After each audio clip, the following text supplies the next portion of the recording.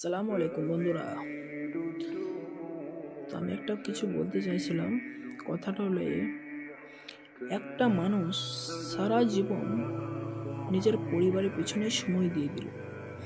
সে রোজা করলো না, নামাজ পড়লো না, আল্লাহর রাস্তায় সময় দিল না।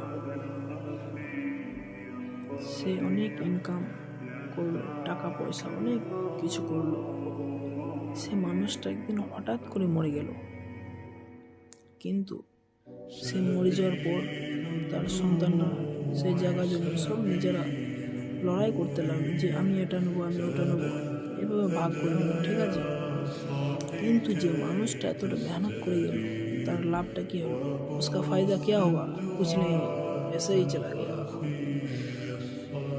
তো আমি এটাই বলতে চাইছি যে একটা মানুষ এতটা কষ্ট করার পর দুনিয়াতে সে ওইখানেও যেও শান্তি পেল না এবং এইখানেও শান্তি পেল না। তো এরকম জীবন কি বলবো, কি এরকম জীবন মানে दुनियाতে आशा देते ना आशा ही भालो। तो खुद का लाइफ को बेहतर बनाने के लिए ना कुछ करना भी पड़ता है।